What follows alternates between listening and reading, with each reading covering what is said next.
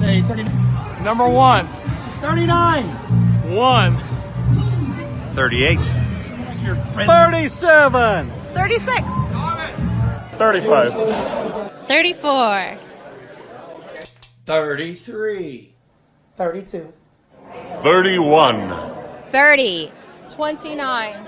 28. 27. 26. 25. 24. 23. 22. 21. 20. 19. 18. 17. 16. 15. 14. 13. 12. 11. 10. 9. 8. 7. 6. 5. 4. 3. 2. 1. It's time for mouthwash. Giddy up.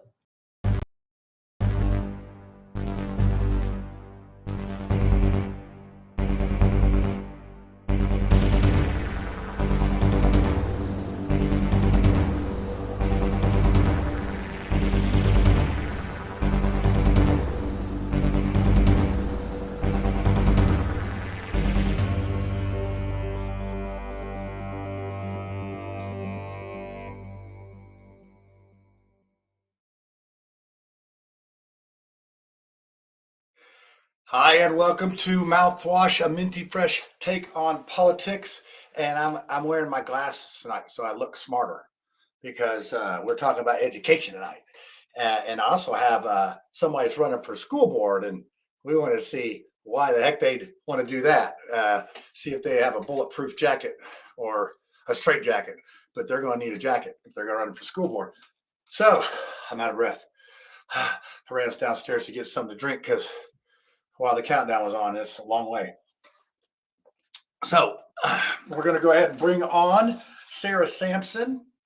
She is running for the Zionsville School Board, and this is sort of funny. So I'm up in Zionsville working, and I see this sign, Sarah Sampson. I'm thinking, is that the Sarah Sampson that I know? And it sure is. So I said, hey, why don't we get some free advertising for you? Maybe it'll push you over the top up there in Zionsville. So Sarah, how are you doing tonight?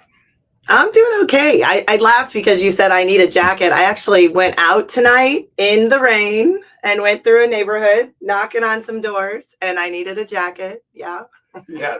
It got a little rainy, didn't it? Yeah. So, but see, people will see that and they'll think, man, she is dedicated. Sarah Sampson, she's dedicated. Yeah. So I got knuckles from someone for sure for fighting through. And I was like, yeah, okay. So I did got anybody slam a door on your face tonight or No, anything? You mad at No, you? I've had some pretty positive interactions with people. It's kind of turning out to be one of my favorite parts of running for school board is meeting different people in the community that I don't think I would have crossed paths with. And they want to talk to me. They don't want me to just give my pitch. They want to tell me their story. And sometimes I'm on a stoop for 15 minutes and it's good. And I then, of course, say, can you tell 10 people, to make up for the 15? Yeah, that's it. It's like that shampoo. They told two friends and they told two friends. So tell us just a little bit about your background and everything. I know you got a few kids and stuff like that. So you should know something about schooling then, right? Yeah. So my background is I grew up in the area. I went to Pike and we're pretty established in this area. So I wanted to come back after college, and I'd been married, had some kids, and I wanted to come back and be near family to raise my kids. I went to Notre Dame and I studied accounting. I'm a CPA. I worked for Deloitte. So I kind of have the whole financial background of being able to help on the school board that way. But I didn't work because I have 10 kids. My oldest is 27 and my youngest is 9. And I always say I didn't get any shortcuts. I got them one at a time.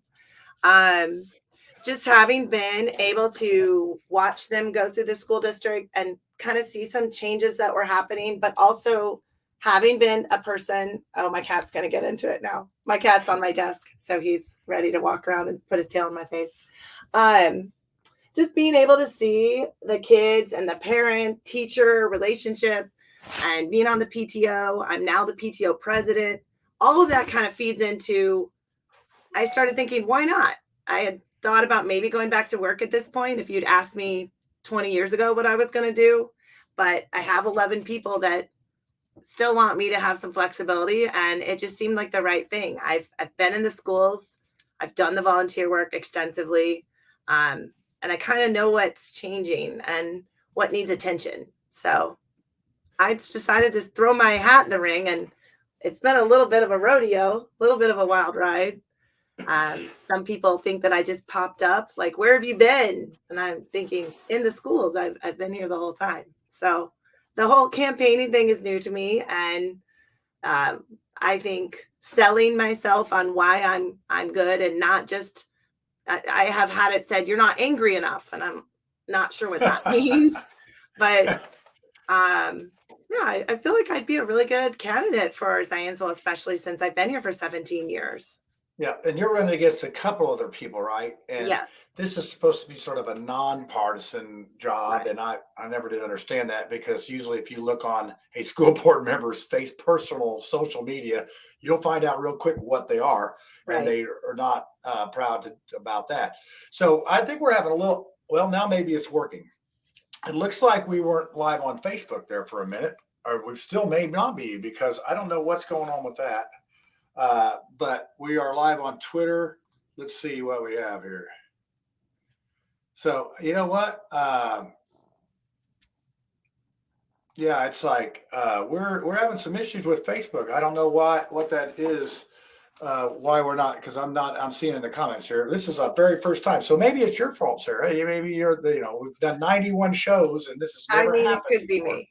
Yeah, the video's not working, so I don't know what to do about this. Okay, this is what happens when you do live TV and you're the engineer and everything, because I usually can see viewers coming up here on what's going on, and I'm not seeing any live viewers. So I guess anybody in the comments, can you hear us, but you cannot see us? I don't see anybody commenting now. So Yeah, I don't see any. let's see here.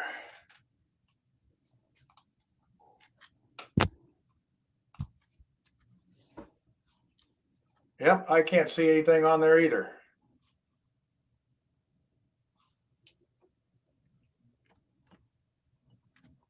I'm on Chrome. No, you're right. I don't know, and it's going on Twitter, and it's going on something's up with Facebook, and like I said, this is the first time. Well, anyway, we'll continue on, because this is it will at the end I'll have the show. Like I said, we're on YouTube and Twitter, and I guess Twitter was working fine. I just trying to work this out here.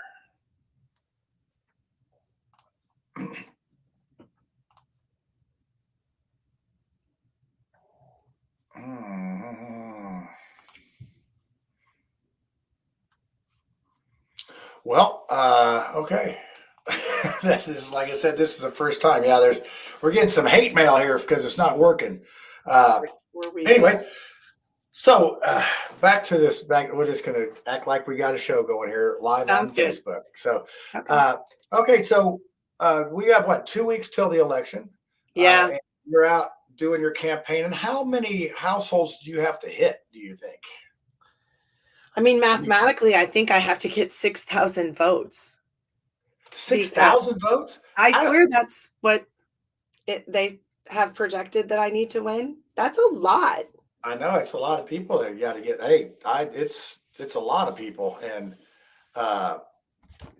so yeah, they're putting the. If you want to go to Twitter and you're on Twitter, Slick Witty has put the link to that, so then you can see the video, because you can see our smiling faces, but apparently you can hear us. So that's it would be like a podcast. It would just be like a podcast, not a live show.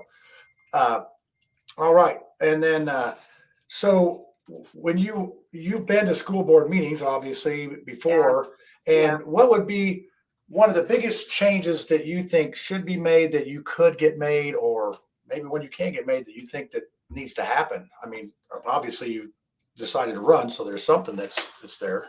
Yeah. I think the impetus for my running, that's kind of been what someone asked me. What threw this all into motion? And I think some of it is related to people asking me questions as the PTO president. They're asking me, "Hey, my kid is having trouble filling their schedule. Have you any idea of what a child who's kind of in general education should take?" And I threw out, "Oh, what about band or what?" And they start saying things like, "Well, my kid's not musically talented and everything else is an AP class or has a prerequisite." And because I'm the PTO president, I have a meeting with Scott Robinson, our superintendent, every other month. And I brought it up at one of the meetings. I was like, "Hey, I've got this person asking me a question, and I kind of wanted to hear your feedback on this. And I know you're going to say J. Everett Light because there's big programs at J. Everett Light, but what's one period class?" And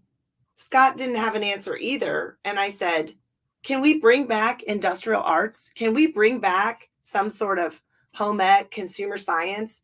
I feel like if the world is short on labor that uses their hands, education was actually set up to meet our economy's need for people to have a place in the workforce. And right now, Zionsville has a very strong academic force towards college.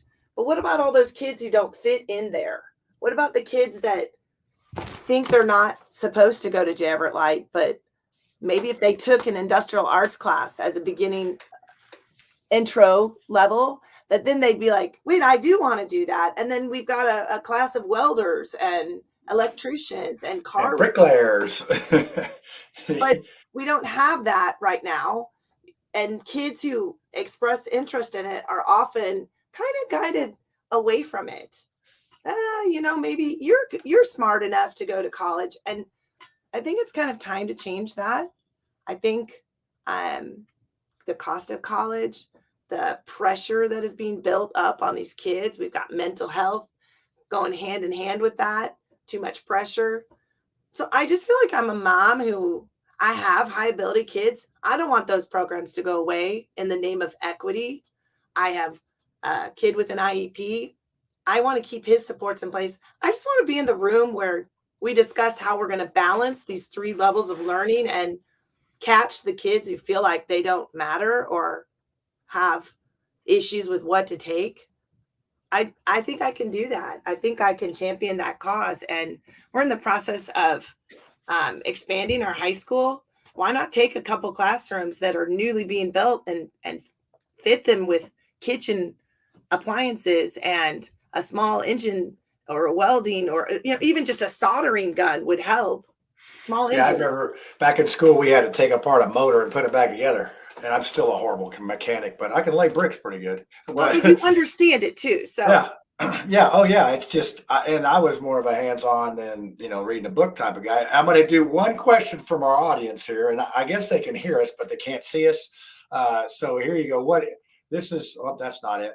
The comments are coming in too fast. There we go. How do you feel about the teachers unions? Let's get you in trouble. wow. Yeah. I got my Red for Ed shirt on. How's that make you feel? I know. Teacher unions, maybe not the most knowledgeable about teacher unions. I know that we're going to have to keep our teachers that we want to keep. So if they're going to stick with their unions, we have to listen to what they're negotiating. But I do know Zionsville has a really good relationship with Butler, and we kind of cultivate those people coming out of Butler so that they want to work with kids who have families that are supporting them. And we have to continue to make Zionsville a place that the good teachers want to teach. So Right. how do I I feel think about that's- teachers union? I got a lot to learn, but I'm a quick learner. And I don't think anybody should win 100% because then somebody's losing. Right. Well, that's good. One of the things, how about teacher? Are you guys short any teachers? I know I do substitute teacher here in Wayne and Perry Township, and they don't have enough teachers. It's a bunch of subs we need, and it's rough. I do think subs sometimes, they go over the announcements and say, Mr. So-and-so's classroom, go to the study hall. I do think a couple years ago we had a pretty cool response. There was a call out, hey, all you parents who have a few hours, even if you do a half day, could you please follow this link and apply to be a guest teacher? And lots of parents stepped up. Again, we live in an area where the parents want to be a partner to the teaching staff, and it shows. I do think we were lacking on IAs, the instructional assistants, but that was something. I went to a school board meeting and mentioned that my friend's daughter had graduated with a speech. I just think a bachelor. She needed to go to graduate school, and she wanted to take that year after COVID and make some money before she went to graduate school. And she interviewed at Carmel and Westfield and Zionsville, wanting to go to Zionsville. And we paid $2 less than the other schools per hour. And so I went to the school board and I said, hey, we've got a great kid that we raised. Why don't we want her back? And they reviewed it and they increased pay. Now, do I know if it's equal? No, but you do have to keep up with the market. We've got a lot of market fluctuation on salaries, and that's going to be an issue. And I'm sure that's part of the teacher union issue. One thing we just did, which was pretty impressive, was we just issued through the contract negotiation, there was a caveat that if there was an extra money that we would give it back to the teachers. And we just gave each full-time teachers notice that they're receiving a $4,000 stipend. And I believe the part-time teachers are getting $2,000. I may be wrong on that. I don't need know. to be subbing up there. I need to be substituting up there. It's like Kelly Services gives me a pittance. I didn't even want to. I'm sure we need to evaluate the guest teaching rate. It all just has to continuously be looked at. I think it's a good community to be in. I'm proud of Zionsville's attention. I'm up there. I'm working there. It's like Mayberry. It's got brick street, and my claim to fame in Zionsville was they had a bike race up there, and me and another guy lapped the field. So that was on the bricks. So the bricks are like this though. Oh yeah. But well, Sarah, I've spent a little more time than I should have because I got this panel and guests on here. But I appreciate it. Sounds like you're somebody that Zionsville is going to appreciate. So anybody that's watching this that's in Zionsville, vote for Sarah Sampson and watch the school board not be bored anymore. And that's a good slogan for you. All right. The at-large spot. Yep, at large, in charge. Thanks. Come on. All right, Sarah. Well, we'll watch in a couple of weeks and see what happens. We'll see what the people say. All right. See you. Thanks. Bye-bye. All right. I don't know if what is Facebook has done to me, but I'm not going to be happy about this. It looks like Twitter possibly and YouTube's working. So without any more of this, we're just going to keep doing this. What I'll end up doing is probably putting this up. I'll download it and then load it back up on our YouTube page so you can at least watch the video and the audio together. But I'm going to go ahead and bring on our guest now, John Lofton, and let's see if this works out okay. John, are you there? It's John Laughlin, L-I-N. Laughlin, I know. I'm sorry. Laughlin. Yeah, well, you spelled it right, not Lofton. I was thinking of what was was there a baseball player that was named Lofton or a football player or somebody like that? So, but so how are you doing this evening? Apparently we have some viewers now, so it may be going somewhere. I don't know. But I'm looking forward to the conversation. That's what. Yep. So give us just a little bit of your background and then we'll get into, I'll bring the panel on here and we'll get this, get it started. All right. Thanks, John. I'm from Indianapolis. I was born on the west side. Both sides of my family, I'm all west side people. All my people's buried at Forest Lawn. My mom's side and my dad's side of the family buried at Forest Lawn. Well, just the west siders. I still, I don't live there now. I live in Barrington over in Sherman and Raymond. But I was born here and went and graduated from IPS. I graduated from Harry E. Wood High School in 1961 over there on South Meridian. And I graduated from Purdue in education in 1967. And then I went on to get a degree in alternative education from Indiana University. I got that in 1982. Took me a little while to graduate from both of those, but I got my degrees and my teaching license. I basically taught at IPS at the middle school, high school, and then I taught at the adult level and the college level. I taught for IPS in the alternative schools and taught for Clark College and at Tech High School, Forest Manor High School, middle school. And I enjoyed subbing at the high schools, going around the different high schools. I enjoyed that the most. I work for, basically right now, I'm a community activist, and I'm the Director of Education and Youth Issues for the Black and Latino Policy Institute. Now, John, obviously I'm not black or brown, but I share the politics of this group. If you know what I mean. I share their politics, and I'm a teacher.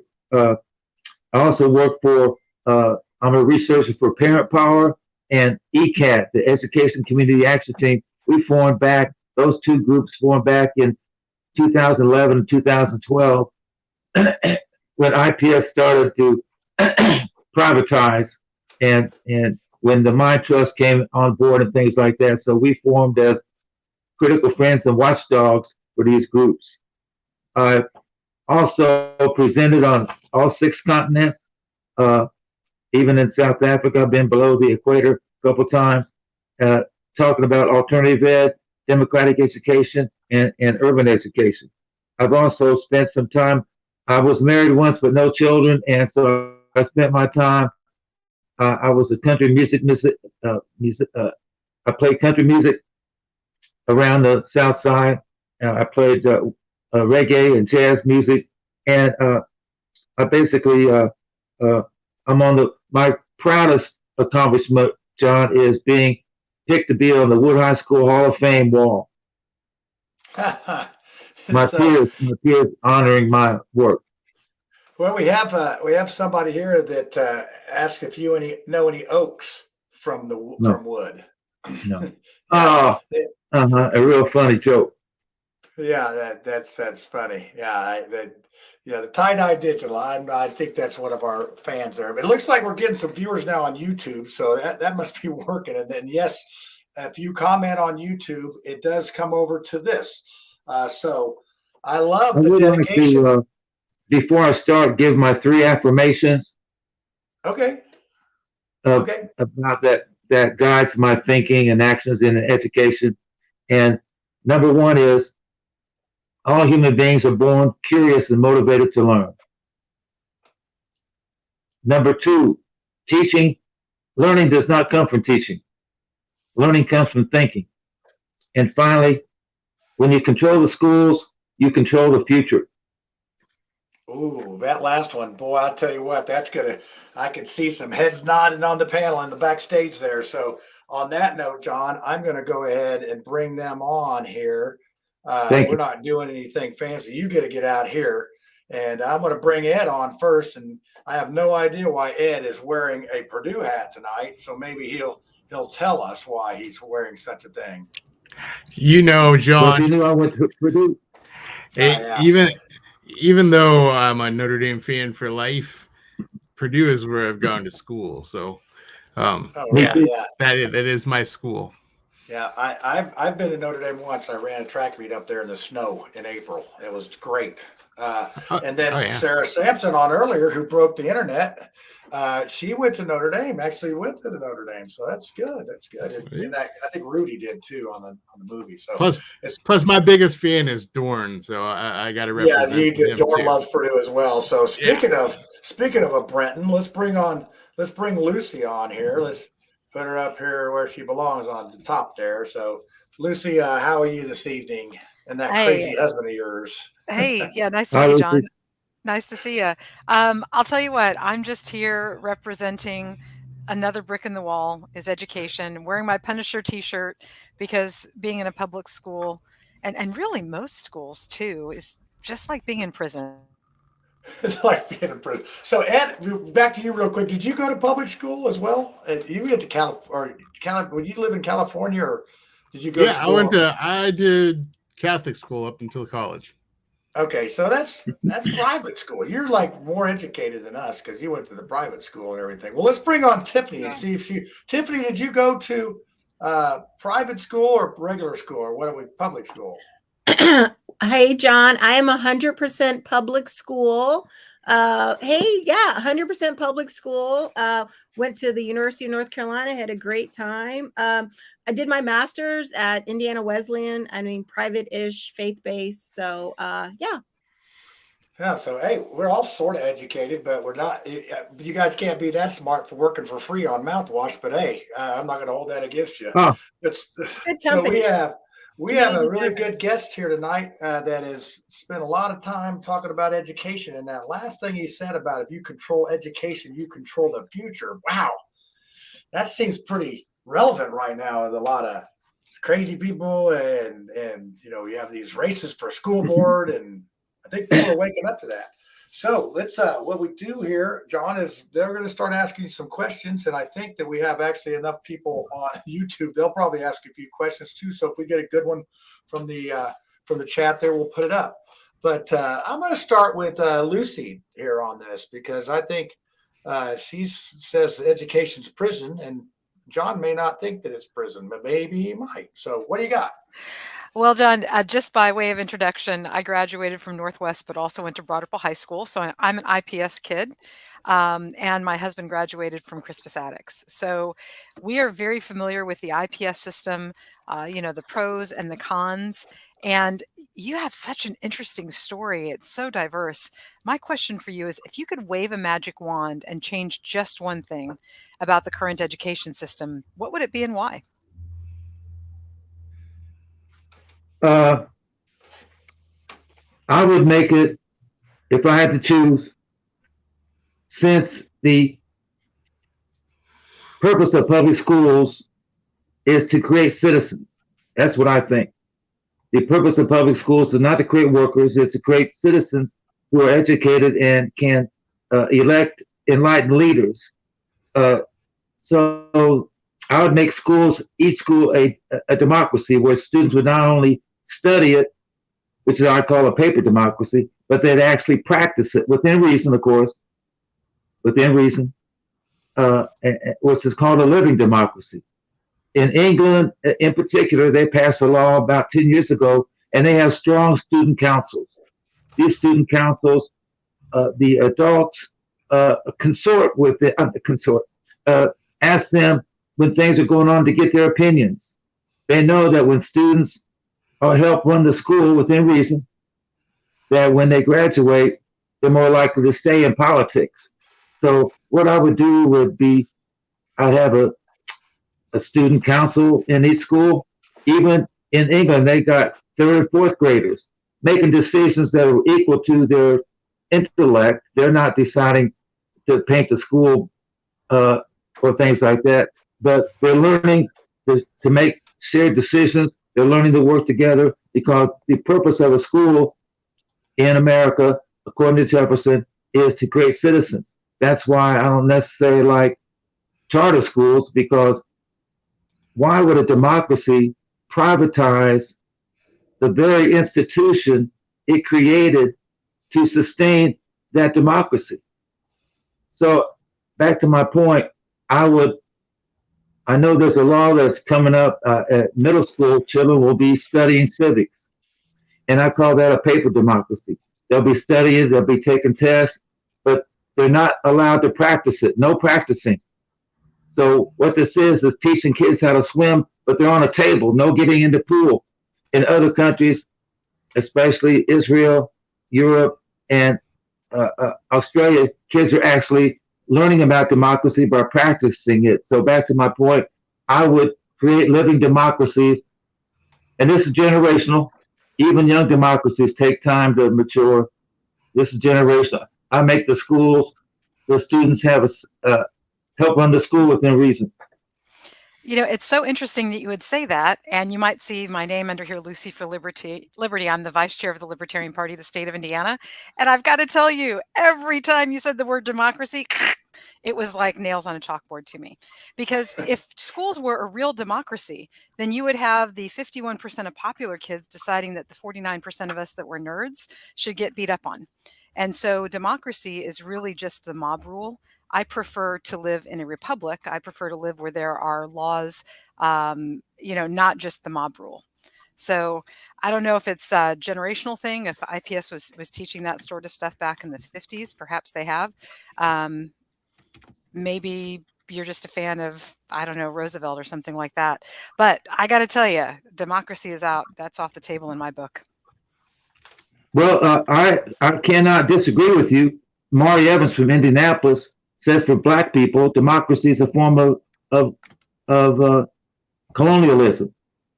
That's exactly what's happening when you have 13% of the people who can be outvoted by even 14 or 15% of the people. You don't become a nation of laws. So what we have here is still the challenge, regardless of the issue of how do people share the same space. There's various answers to that question. How do different people share the same space? And one is democracy. One is what is it? Where you just kind of agree with each other. I forget what that's called. And forms of what form of sharing the same space do you have? And again, libertarians, liberty for who? For everyone. And we believe in a voluntarist society. We believe that taxation is literally theft. And when you talk about slavery, there are all different forms of slavery. In fact, I've heard that there's actually slavery on the ballot in a few states. So that might be a good topic for us to research. That sounds absolutely horrifying. But when you look at the serfs that were in England, in the Middle Ages, and then you look at us, they were actually paying a maximum of 20% of their labor to the landlord. But most Americans today are paying 35 to 55%. So we're all just slaves on an electronic plantation right now. And if government has its way and the people in power have its way, and we end up with digital passports, boy, will we really be electronic slaves then. We won't be able to travel or anything without giving the government its due. I'm asking you then the question. It's still within what we're talking about. What are schools for? Well, schools are actually government schools that are paid for by the government to benefit the government. So what we've learned what are from schools in general for? What are schools for? Well, it depends. Different types of schools are going to have different purposes. But since the late 1800s and 1900s, we've had a Rockefeller dominated school system that was created to produce factory workers and not thinkers. And when you start to look at, I'm still already. Yeah, I'm really horrified by that. We learn that when the bell rings, you show up. When the bell rings, you change tasks. When the bell rings, you're allowed to go to the bathroom. And unfortunately, that was my experience at some jobs. It was literally, the bing of the clock, the cuckoo clock hits, and you better be doing what you're supposed to be doing. So the school trained us very well for that sort of climate. But if we're going to go past that and to have a society that is more equal and diverse and equitable, then the first thing that we've got to do is get rid of government propaganda that's drilled into us from the time that we're 4 or 5 years old. What's students' role in schools? The student's role is to defy the teachers and to develop a personality and to not be suppressed, because you take children at the stage of development, 6, 7, 8, 9 years old, and you expect them to sit at a desk for 8 hours. I mean, we have 2 circulatory systems in our body. We have the heart that pumps, you have a lymph system. Your lymph doesn't have a pump. It's actually physical movement that moves your lymph. It's absolute lunacy to expect children to sit. And that's why one of my favorite experiences as a child was Montessori. We were self-taught, self-led. There were different stations. We could get up and, go do the activity and demonstrate our knowledge on it. So I think that the school system as it is not just an abject failure, it's intentional so that we produce the exact society we have right now, which is a whole society of drones. Look what happened with the masks. Back to my question. What if we give students a role in helping run the school within reason, to learn about the system, not to study it on paper, but to learn about the system that they will be in charge of when they turn 18. That's my concern. And to the extent that I think empowering children to make their own decisions is an incredible idea. And you may have had very inspirational teachers, as I did, that, once the door shut, they said, look, we're no, going to, we're going to cooperate, we're going to learn, we're going to help each other. And, maybe they did give you some sort of say in what was happening that day. But for the most part, children don't have the wisdom or the experience to make those decisions. So I well, think it's I'm not saying that children already said that there's a limit. A child is not going to be able to vote if we're going to give the principal a raise. There are levels of responsibility. I know that in Brazil, young people get to vote at 16. So we could use that as a benchmark. And in the UK, students in middle school are making decisions about running the school. My whole point is that I think we agree that the school itself should not make, and the government, if you will, make all the decisions. The people, the children who are in the schools, and these children who are going to be citizens someday need a say-so, if only to be able to be prepared to run their government. I agree with so much of what you just said, practically 100% of it. I believe in child-led learning. We should follow the child's interests. If the child is interested in baking and cooking, we can teach fractions through baking and cooking. But let's not force every child to go to college, because, as Sarah Sampson said earlier, there's a class war that goes on. I mean, in Zionsville, most of the parents there are going to lean towards being doctors or lawyers. They're professionals. So, of course, they envision their children as following in their own footsteps. And then, they push them towards college. Well, the world needs plumbers and electricians too. And so why are we not allowing children to express the fullness of it? YouTube I is went to full of Harry people Wood that High School. I went to Wood High School, and it was a very hands-on. Had shoe repair back in the day, things like that. Of course, you want to, and manual themselves. But regardless, and maybe you would agree with this, regardless if they're going to use their hands or their head, they have to be critical thinkers. Yep. And John's going to tell you, Lucy needs to shut up, but I'm going to say one last thing, which is critical thinkers are not useful to an oppressive, tyrannical government, which is what's installed. That is true. I think I should have had you shut up before that comment, but you had to get it in there. But yeah, we are getting some of their Let Ed and Tiffany talk. But no, those were great questions. So anybody in the chat, pay attention to what's being said here, because that was a good dialogue. And that is sort of what we're having a battle with right now. It's like, okay, I remember the days I was an ADHD kid. They made me sit in the class, and but now they have some project-based learning. Purdue Polytechnical is a school that was a charter school, and I know that John was talking about that. But we had a group of freshmen that picked our art center as their project, and I've never seen a group of 15-year-olds work on something as hard as they did. They all worked together. They took pride in the project. So I think getting kids involved, and what I heard out of that from both of you was getting kids involved with either their hands or their heads, but the key word is getting them involved. And how do we entice them to get involved and make it exciting? So Tiffany, you're on deck with the question. I saw you having a bunch of questions, going around there. So I wanted to go back a little while ago when we were talking. The question was, what is the purpose of schools? So public schools have existed in North America, the United States, since 1649, and they were started when there was a problem with witches, and schools were originally designed to help teach the Bible. As things progressed, the majority of the first teachers were men, and women taught through pre-K. And then somebody had this great idea. It's like, we've got these women. Why don't we have women teachers? So the advent of women teachers, 75% of teachers across the U.S. are women. So as women were brought into the workforce to be teachers. They were paid a third of what men were paid initially. So teachers still remain largely underpaid. And right around World War II, when we put women in the workforce, our schools were there to be babysitters. There needed to be a place to put the kids while the women went to work. So when we look at our current school system, it was not designed necessarily to produce thinkers. At first it was to teach the Bible, and then it was to warehouse kids. And our graduation rates did not become impressive until the 1970s. So, let's think about where we started and where we are now.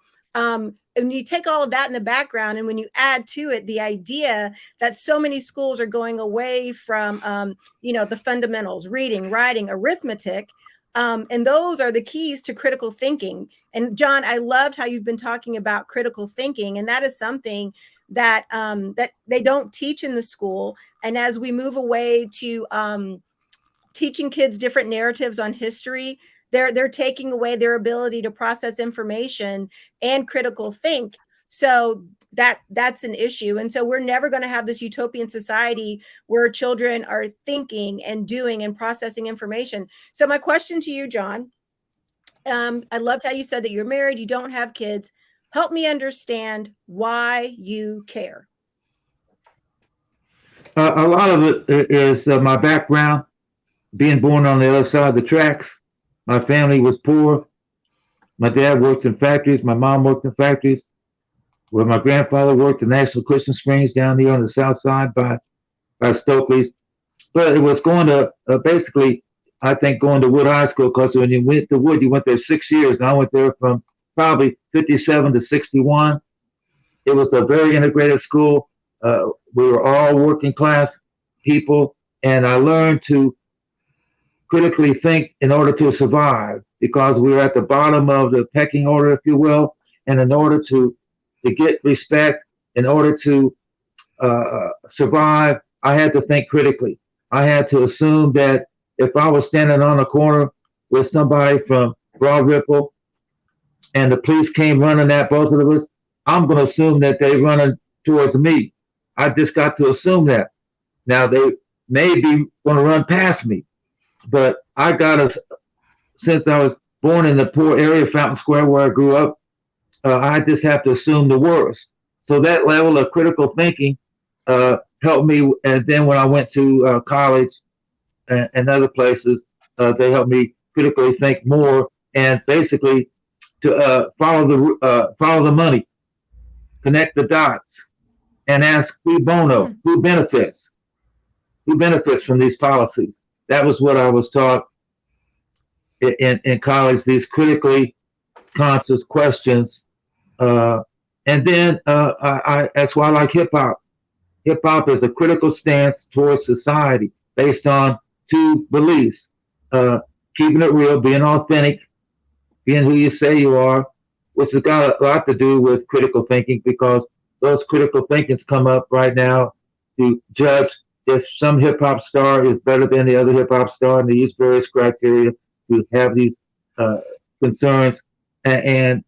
But critical thinking is just because I am and where I was born, it's a way of living. It's a way of life. Well, so I agree with you, but I think what's missing with the current generation of kids is that they don't have to survive like you did. We've got kids that are middle class, upper middle class, and they're not thinking about my parents are poor, where's the money going to come from, what am I going to do, how am I going to make it? So these kids that we have nowadays, like they're not scared to have nothing because their parents have more than enough. So there's a parachute, and then there's a soft landing space, and below there's a softer landing space. And so I do think that what is missing for a lot of these children is that, if it's their parents or if it's a government program, there's so many things out there that are going to keep them from hitting rock bottom, that they truly don't have to dig deep and try to survive. That's not, very few kids are in those survival mindsets and thinking that education is going to get them out of it. Basketball might get them out of it. Writing a rap song might get them out of it. So I don't think a lot of children are thinking of education as a way to change their lives. I could be wrong. Well, let me read some lyrics here real quick from Dead Presidents, Dead Prez, the rap group, back in 2000. And I think it's telling us all about the situation in education from the hip hop generation's point of view, because hip hop is a global youth culture. It's global. Here it comes. They schools ain't teaching us what we need to know to survive. They schools don't educate. All they teach the people is lies. They ain't teaching us nothing but how to be slaves and hard workers for white people to build their shit, make their businesses successful while they're exploiting us. They ain't teaching us nothing related to solving our own problems. They ain't teaching us to get crack out of the ghetto. They ain't teaching us how to stop the police from murdering us and brutalizing us. They ain't teaching us how to get our rent paid. They ain't teaching our families how to interact better with each other. They're just teaching us how to build their shit up. I'd like to point out it's not a race war, it's a class war. There are plenty of white people, whether it's Appalachia or, down in Mars Hill where John has planted his flag, that are suffering from those exact same things. The cult cabal that runs the world, they don't care about the color of our skin. The only thing that they care about is they can take our labor and they can take our energy, and they can live a very nice life on our backs. Yeah, you're with the Dead Presidents, not me. Oh yeah. No, but I Lucy, you're understand. right. The divide between the have and the have not is going to get greater and greater as our society embraces technology, more and more automation, artificial intelligence, and the gap between people who are minimally educated and those who are top earners. It's going to be vast, and there are a lot of people who are going to continue to be slaves to something. Yeah. Well, speaking of artificial intelligence, I would just like to bring together three points here. First of all, I want to bring in that we talked about the education system and having these alternative paths, and some kids just not being able to sit. And for a lot of parents, this is that dumping ground. This is that place that they just dump their kids during the day. And the idea that I am sending my kid to instill in them that they're going on a better path, it's not that. And I know when working with the schools, there are a lot of parents that you call and inform them that their child is not doing well. And you know what? They don't care. That's your job. You need to take care of it.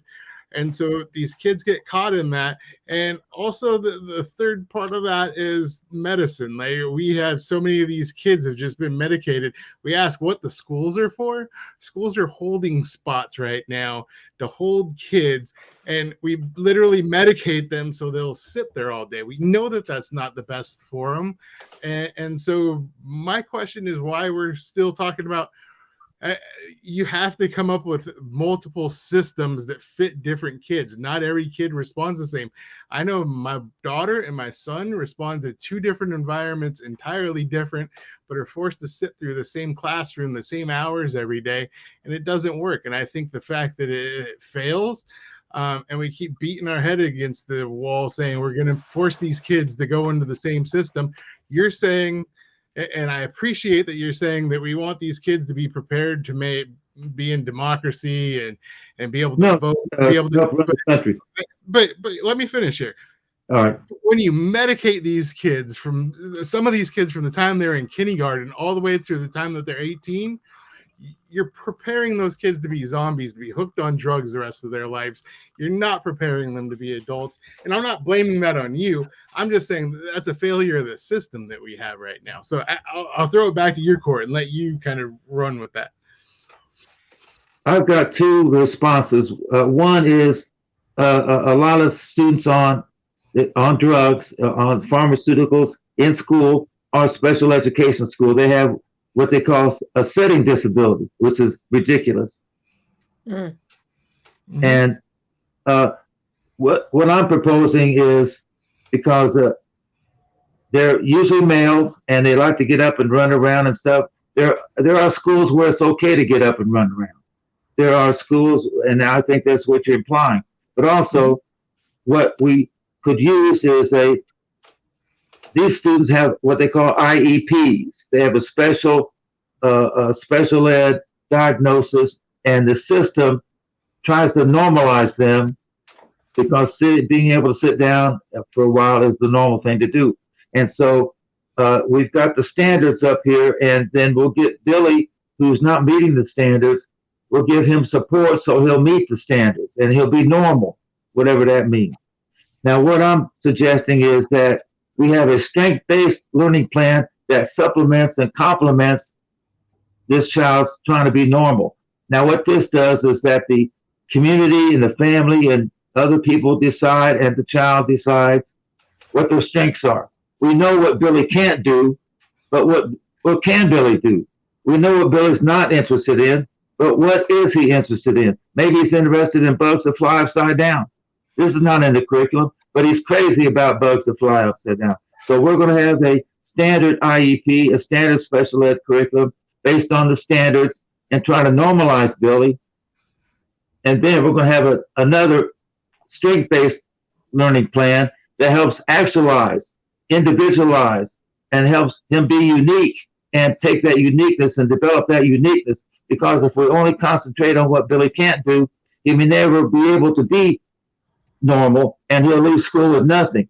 This way, if he can't do what's normal, he'll still have his own uniqueness that's being developed in school. So, John, I have a John, question. I would also like to add on that just real quick, because we brought up wood shop and all these other skills and home ec. As somebody who trained to be a woodworking teacher, there were skills that some of those kids developed, whether it was, if they could go to math class and they never understand fractions, but they come over to woodworking shop and be able to pick that up because it was something that they could see. Unfortunately, and we've kind of hit on this before, you have administrators that wood shop becomes that place. It's kind of the dumping ground where they take the undesirable kids that they're just trying to babysit and they push them all in there. And it suddenly becomes just, a baby's daycare center. And so, I love wood shop. I would love to see it come back. I would love to see it, but we have to make a commitment there, and we can't just let it be, the dumping ground as well. So I love your point, Ed. And so my question is around school choice, because as you're talking about these kids and their needs and helping people reach their fullest potential, and Ed, with what you were saying, it sounds like we're really building a case for school choice. My own daughter, I only have one, but she started in Montessori schools through 8th grade. And as we were talking about earlier, our public schools started a very, very long time ago, and they started to teach the Bible so we would have less witches, and then to warehouse our children. But the Maria Montessori philosophy is all about children learn. Children can't distinguish between work and play. So if they do things that they enjoy, they will then learn. And so with our current school system, we know that we're failing a population of kids who work better with their hands. Ed, to your story, I took woodwork, and I took a semester of woodworking. I made an amazing birdhouse, and I enjoyed it. But do we need to have schools that specialize in those things? Should we start dividing kids in like 10th grade and say, hey, you have a natural ability for this, let's really dial back on that or dial down on that and make you the best carpenter, the best electrician? Should we just start to divide kids? I know they do that in other countries. John, what do you think? Well, I know in Europe you can start out early, and if you're going to use your hands or use your mind, and there are people, young men in particular, women, get these sort of jobs that are using the hands, and union jobs, other electrician and carpentry and things, and they're serious about it. Here, I still think it's since I went to wood in particular. It's important that students have some experiences in using their hands, but I don't want this to take the place of talking about poverty. But I'm still back to my point where students have a strength-based learning plan based on their strengths, based on what makes them unique, based on their passion, based on their interests. And so if that is a way to develop this person, then I'm doing that. But I think I don't know if I have an answer to your question. Okay, thank you. You're fine. I guess one of the questions I would ask is like, okay, so we have all these diverse students. are our teachers, do they have enough diversity in them as far as their teaching? Because, we've pretty much gone to a math teacher, you're a science teacher, you're this. But I think in this instance, you might have to be an everything teacher. Is that something that that is feasible? Is that something that's possible to have teachers that be universally knowledgeable in everything? Anybody could answer that. John, one of the amazing things, and I think I've spoken about it on this show, my experience, I had an opportunity to sit with a panel of Chinese people who represented all the major universities in China. They came actually here to South Bend. And what was amazing is they were on a world tour and they were evaluating things that other countries did well. And like they said, there are a lot of strengths in their own, but they also acknowledged a lot of weaknesses. And one of the things they acknowledged the United States for was that freedom that, we talk about that early getting into a craft and getting kind of put on that pipeline or that trajectory in some countries. And what they said ends up happening in a lot of those countries is you never have a chance to escape that. Whereas in the United States, you have a lot of kids who decide in their 20s, maybe 30s, even after that they want to make a career change. And that's still possible in the United States. And whereas a lot of these other countries aren't. And so to me personally, I think we need to do a lot of it. We seem to want to answer the question without doing the homework. And I really appreciate the Chinese ability to go out and look at what other countries are doing right and say, we don't have to mirror exactly that, but we could take a little pieces away from that. And that's a part of the conversation I think often gets overlooked. What I'm promoting for poor people is an anti-poverty curriculum. When I go into schools now, I'll see over the doorways of classrooms, Purdue, Harvard, these different colleges. This is the going to college culture that's in schools. But if you're poor and you live a life of concern and survival, due to that, I'm going to put over the door employment, housing, police, poverty. And the purpose of the school, the classroom, will be solving the existential threats that these students face every day. I don't want them to put that off until they get out. I want them to, the schools, the purpose is to not get kids out of poverty, but to get rid of poverty. And this will be generational, but the students will actually be solving and working on the problems that they face every day. There'll be intrinsic motivation to work to solve the housing problem, to solve the unemployment problem, to solve the police problem that they face every day, and that this would be part of their curriculum. They'd use all the state standards. They learn how to write, how to think, how to cipher, and all these things in order to get the problem solved. And so they not only acquire the skills for academics in college, but they'd be solving problems at the same time. I have a point. John, if there's any way that I can help you, I would love to. I worked with young people when I was fresh out of college. I would love to help you because I know it's a big task when you have to work with these young people who are impoverished and get them to think of more. It's a very special population. I was out in DC and we were talking about anti-poverty, and the three big things to get children out of poverty is number one, graduate high school, number two, get married, and number three, have children after you're married. So that recipe right there will get children, is a 97% chance that you'll get out of poverty. So there's a lot. I'm not trying to get kids out of poverty. I'm trying to get rid of poverty. Well, that's kind of how you got to get them out of it so you can get, like if they don't have a pathway to understand how they can get out of it, they'll never get out of it. Because the other thing that you have working against them is the system. You've got, the system that rewards women for not being married. You've got your social programs that make it easy to not work, to not be married, and to have multiple children. And you've got to create that mindset where people understand that their self-efficacy determines their trajectory. And that is hard to do when you know how easy it is to do nothing and you see that around you. I'm not interested in getting students out of poverty. I want to get rid of poverty. And I have an anti-poverty curriculum that will do that. I think that makes sense, having, real trades, whatever that might be, and adding real value into the world. But let's face it, until we have to fix the money system in order to get rid of poverty. It's the Federal Reserve System that keeps us all poor. In 1913, the Federal Reserve was created, and what 1 penny bought in 1913 takes $1 today. What $1 bought in 1913 takes 100 pieces of paper today. They've completely destroyed the value of our money. And of course, we're all in inflation right now, right? We're all really seeing the effects of the modern money theory. Yep, and that truly leaves that truly hurts poor people and retired people. The other ends of the spectrums, not It's earners. true. Fixed So income. I'm going to go ahead before I forget small talk. This is going to be another little topic we can talk about here. So we're going to put small talk up, and then we're gonna close it up. And I don't know what's wrong with Facebook, but it ain't working. It's maybe it's on disability. I don't know, but it ain't working. It's collecting a check and not doing nothing. So.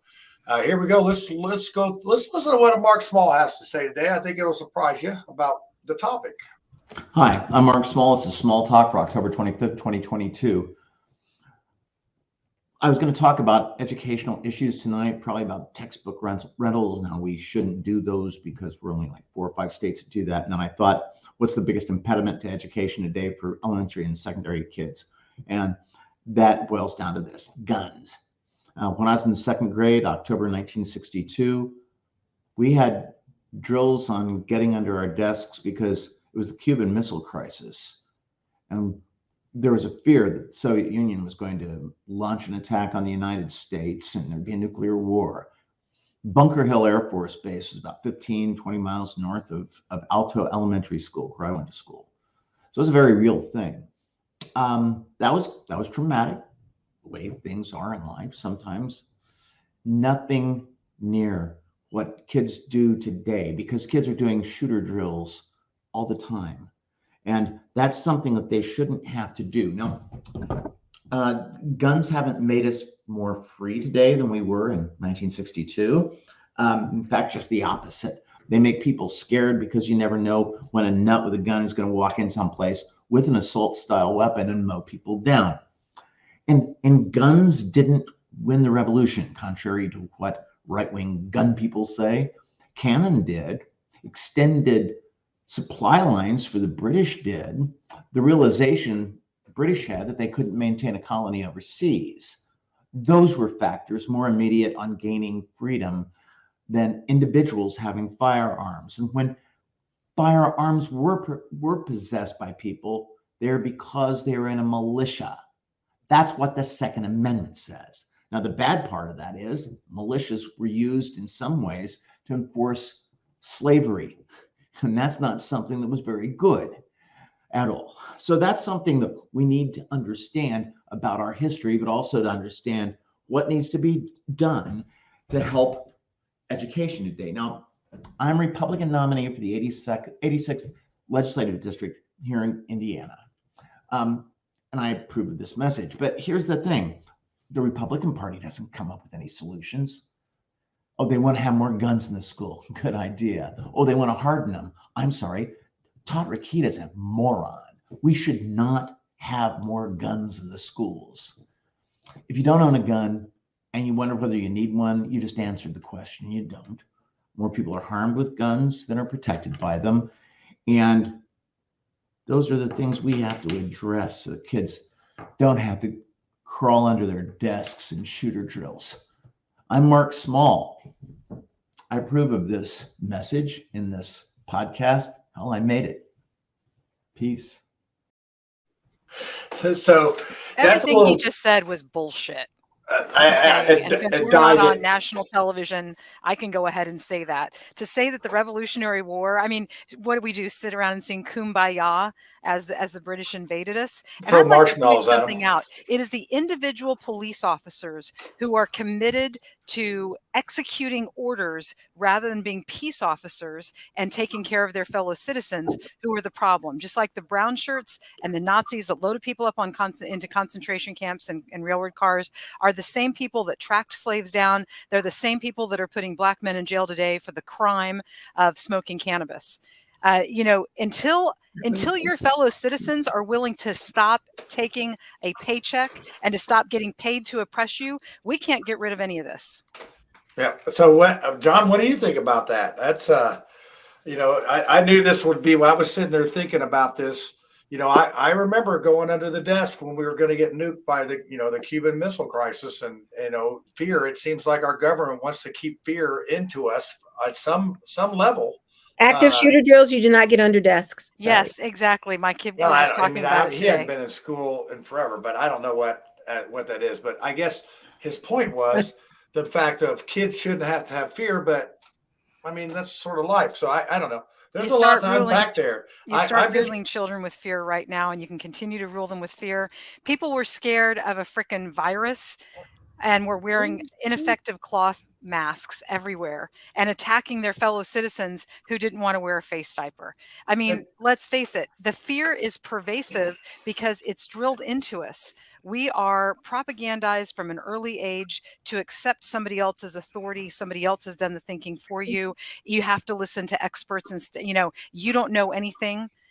Oh man, I could start. I'm going to stop because otherwise it's. I can see we got you, but we're getting late on this show, and before we turn this into a 2-hour show, which we're headed that way, I guess like getting under the desk in a nuclear war is really going to help us, but I guess we felt good about that, and I think that kind of authoritative system. I mean, the alternative was to tell the kids that their skin and flesh was about to fall off their bones. Yeah. Well, they told us that too. Didn't y'all watch like The Day After Tomorrow or whatever that was? That's what they told us in the 80s. They didn't tell kids that in the 60s and 70s. Like you guys didn't grow up. You didn't grow up in California. The best thing about growing up in California is we were taught to get under desks and tables for earthquake drills, only to find out now, all these years later, that that's the absolute worst place you can be in a brick building because the bricks fall down on. So the best place to be is at the base of the wall. And so for all those years, the nuclear stuff, it's all theoretical. This was real live stuff that people have actually lost their lives on. So yeah, wow, it's almost like government is incompetent at the most basic of tasks. Well, it's a mental game. Perception is 9/10 of the rule. So a lot of trial and error. So John, what you've been to other countries in that is fear built into their education system? If you had to compare it to our education system, as far as don't do this and don't do that, is that similar to other education systems? I haven't been in that many schools. I know my affirmation is that we're all born curious and motivated to learn, and that learning doesn't come from teaching, and that when you control the schools, regardless of where they are, you control the future. That's why the schools are surrounded by people who want students to turn out that will benefit them. I have an agenda. I have in regard to schools. I want them to be places where students learn and practice how to get along with each other and how to share the same space. My point is that you have North Koreans teaching their children the North Korean system as though it's the best system. And then a few inches below, you have the South Koreans teaching their kids that their system is the best system. And so the schools there are there to control the future. They're not there to educate nobody. They're just there to control the future and carry out the agenda of the people who are in power. Yeah, and on that note, we are going to close this discussion. Oh, I thought you were frozen, Ed, for a second there. You were in deep thought, right live on most of the TV. Still don't have Mouthwash, or on Facebook. But well, John, we appreciate you coming on. I think we may have more questions than answers tonight, but I think there's a lot to be talked about, and I will wonder if our legislature, our lawmakers, and education people, we have a bunch of possibly new school board people. I wonder if we're going to see a change in that. What's your thoughts, John? Do you think we're just going to not a lot of people are optimistic. Not in the red state. Not in the red state. All right. Well, this is a challenge accepted. Well, I will tell you in Hamilton County, I love what you said about people who control the schools, control the kids, control the future. We certainly have some more people, some different people running for school board. We're trying to make it a bit more conservative up here because it's our school board has currently the wheels have fallen off the bus, and they're not teaching our kids to think up here. There are no right answers, and the kids are spending a lot of times as furries and perhaps not pursuing academic excellence. So I do agree with what you're saying, is that people who control the schools control the futures. And what we're trying to do up here in Hamilton County is make sure that they're doing an exceptional delivery of the fundamentals. So you're right. People want to control the kids. Yeah. At Well, one point, the schools are kids are going to political figure it sites. out. Going to school is a political act. Schools are political sites. They're not academically free. They have agendas. Yep. From the books, Yep. the curriculum, who's teaching them, who's on the admin. Are we taking grants from different people? What are we doing with our surpluses? I love the lady from Zionsville. She said that they gave an extra stipend to the teachers. That's amazing. That's amazing. But Lucy said on a show a little while ago, what did you say? That teachers should have their own LLC and run their expenses through that? I mean, we've got to teach our teachers how to make the most of the situation. I mean, if they're not going to get money that like they need, they've got to be able to hack the system, air quotes, as most people do. Do a hustle instead. All right. Well, John, we appreciate you coming on this evening. We're not going to make you stick around for the conspiracy theory because that would be probably more than you can handle. Like Lucy's like tired. Everybody's tired. So, John, we thank you for coming on, and we're going to go ahead and play the intro to that. And I'm sure I'll be in touch with you because I think we're sitting on another board or something about some public schools getting some fundings and some bad charter schools and different things like that. So thanks for coming on, and we'll go to the next segment. Well, now in a second we will. Oh, there it is. Okay. Hey, y'all, it's time for the conspiracy theory, so you better get your tinfoil hat out and let's see what's going on this week. All right, I got my hat on, but I don't know if I have that's a nice, conspiracy. Ed. What's that? It's a satellite dish. Yeah. Maybe he thinks he's Tiffany or something. It's the flower my daughter made me. So oh, yay! She's got some talent. Yeah, she learned that in wood class or shop class, right? Origami. Yeah, it's the good old aluminum wood. Oh. Yeah, that's a petrified there. Yes. So hey, it identifies as wood, even though it's made out of aluminum. Yeah, I don't know what's wrong with the live stream on the Facebook, but I tell you, we got some dedicated viewers because they jumped right over that YouTube and don't they slow down like political stuff like 2 weeks before the election? I mean, we're kind of a political show, so we might be caught up. I don't know. While I was trying to look at that while we were going there, and there's some troubleshooting, and it said restart your browser and some other things, and I'm like, okay. So I'm going to start off with the conspiracy theory. It's Facebook. Facebook is trying to shut us down. We're getting so popular. See, they're really going to start turning the ratchet up on us because they don't want to make it to 100 shows. That's what I think it is. So my conspiracy is that Facebook is out for us. It was YouTube, and that, which is funny because we had to fall back on YouTube to get our viewers out here. So yeah, I'm not real hip on this. So I'll hunt it down and we'll figure it out. So I'm thinking my conspiracy theory tonight is Facebook's gonna get us. So sleep lightly and put your phone in the freezer every night so they can't track us. I've never actually put my phone in the freezer and then tried to ring it to see if it creates a Faraday cage. I'm thinking it probably won't, though, because it has a rubber seal, right? And a Faraday cage has to be metal all the way I don't even around. know what the hell's a Faraday cage? Well, let's do a whole show on EMPs and what happens 1 minute after the EMP. Then we'll really talk about survival and preparedness. Ed's nodding his head like he knows what it is too. I'm going to miss you, Lucy, because I'm sure Lucy is more prepared than I am. Yeah, we'll be Lucy, that's when you're supposed to say, Tiffany, I'm going to miss you so much. Yeah, me and Tiffany be the first ones dead. We don't know what all this. No, I figure survival Tiffany's crap going is. to, figure out the entrance and the exits to her neighborhood. She has military training. She's going to get people together, form a neighborhood, squad, not let people in and out, and make sure that people in the neighborhood are safe. Then you can, I don't want to say you want to pool resources, right? Because that would be communistic. And then you've got somebody deciding what goes where. But you probably have some people that are more prepared than you think. Yeah. Yeah, I think when your life depends on it, people get prepared real quick. So I back up to a pond on a golf course. I should probably get one of those, like, Yes, I was just United going to ask Nations you. straws.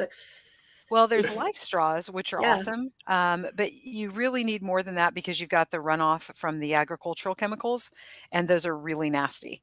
So you probably want to go to Aquapure or one of the better filters. Here's Dorn's thought on Tiffany's what she's going to be doing. Hey, that's very tradable. In fact, I will freely admit I bought I don't drink at all, but 2 Christmases ago I bought Dorn a beer making kit because fermentation is a real skill. And what is more barterable than wine, beer, hard liquor? Obviously that can clean wounds. I mean, people that have those kind of skills. Clean wounds. I'm clean. I'm cleaning my wounds. I'm cleaning my. Clean Yeah, on the when I've been inside. cooking my Chateau de Mars Hill is I finally know you down want to to laugh, Ed. the part, the where you put it in the next thing. So it's been percolating since Labor Day. So you just can't be cranking out wine in like a day or a week or whatever. It's got to take its time. It's fine wine takes time. So Ed, you got some Purdue conspiracy or what the heck? What do you have? I don't know if I have a conspiracy theory, man. Like, first I announced that I was getting on a flight, and then my flight gets canceled. And then I come on here and I talk about how happy I am because all my sports teams are playing, and basically all 4 teams lose in one weekend. And so I am just here. It's not so much a conspiracy You theory. missed your car. I just want to say, you missed your I car. love being poor. So let's run with that and see where that gets us. You missed your car getting stolen. You missed out. Yeah, You're going further. We'll go down to the corner store there and get you a couple lottery tickets, and we'll see what's going on. So we'll see what happens next week. All right. I'm saving Lucy for last because I think she looks a little tired, so she must have stayed up after the night working on researching. There's something's coming. So what do you got, Tiffany? You got any reports for us on anything? So my conspiracy theory, I know that it's a no-brainer, but people who are poor and disenfranchised, the system wants you to be poor and disenfranchised. America doesn't work unless you're doing exactly what you're doing.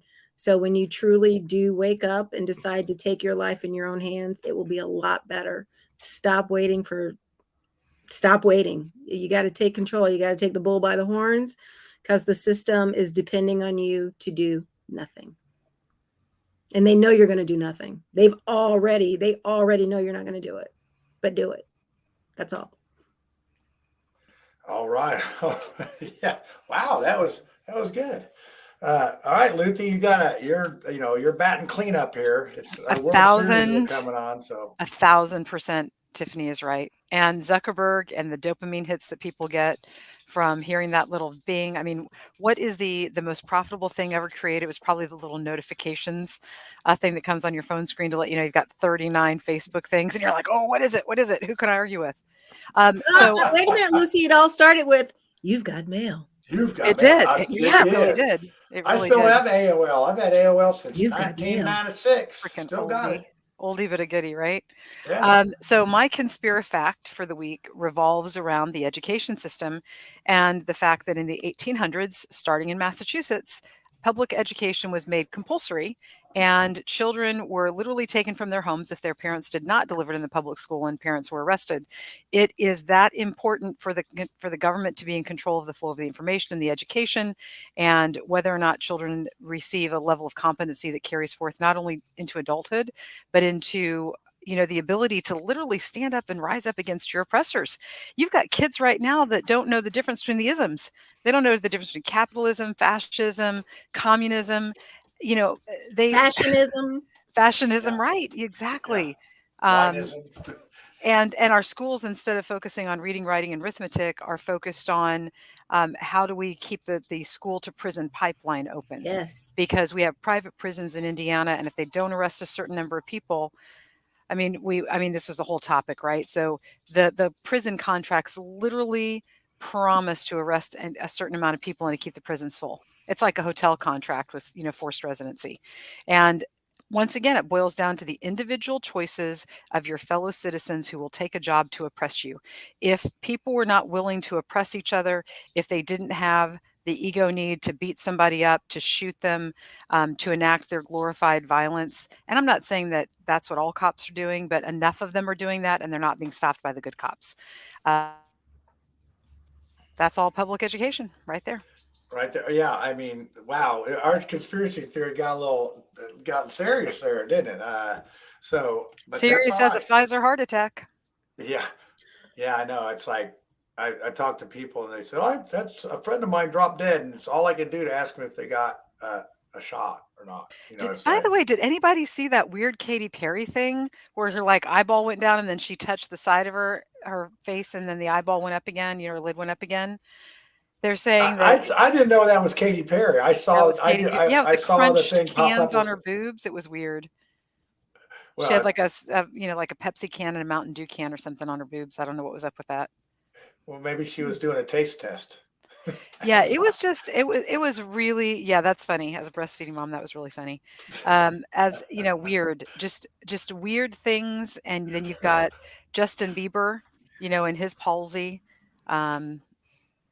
There's a little too many coincidences. Yeah, there's a whole other show, and we can't talk about the jab because then we'll be off of YouTube and we'll be down to Twitter only and all that. So, all right, well, hey, we had a show tonight. I'm gonna probably I can download this and put it up on there, but I think a lot of our viewers that watch live like to comment in the chat. So maybe since they didn't get to watch us for a week, they'll be interested next week, and I'll get it fixed. I'll get it fixed on our big budget. If I got to pay somebody, we'll get it fixed. It can't be much. But next week, I think what we're having is Indiana First Audit. How is it that we had all those YouTube viewers tonight?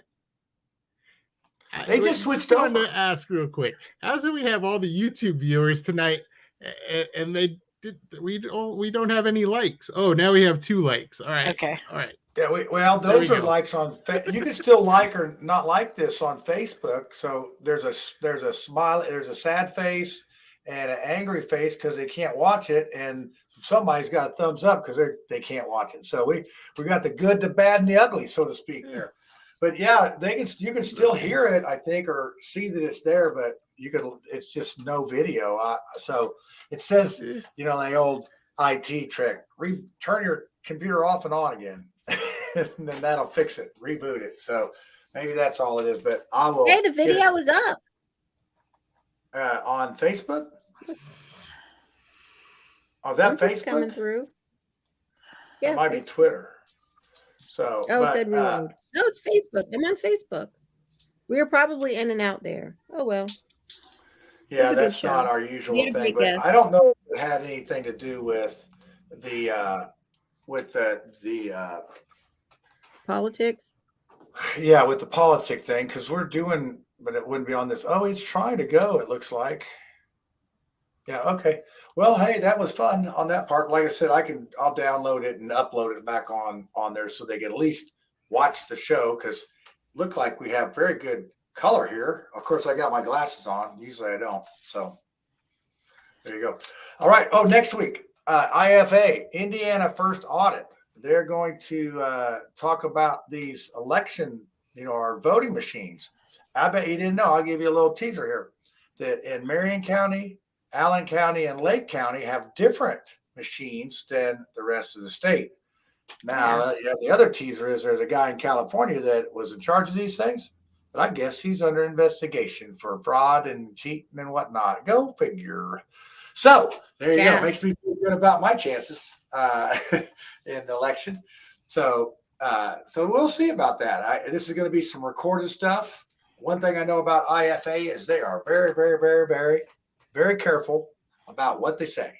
So whatever they say will be vetted and checked and all that stuff. And then we'll have a lively discussion about if our voting is going to be counted right. So you ready? All right, everybody. We're at that time in the show where we got to say au revoir. Well, my friends, the time Adios. Raise the And roof and bye. have some fun. Yeah, we need to come up with a little song that we sing We at the work end, like together. "Happy Trails to You." Let the music play on, play on, Let play the on. bodies hit the floor. Let the bodies hit the floor. Everybody sing, everybody dance. All right. You can tell it's getting a little long in the show. So, all right. Hey, those people that watch this on YouTube, you guys put a star by your paycheck. We'd send you something if we had a budget. So, we just Sending love. love. Yeah. We'll give them the Kiss, kiss, Chuck kiss. Woolery Heart, kisses heart. and all that. So, So much all right. love. Say goodnight, Ed. Good night, tie-dye digital.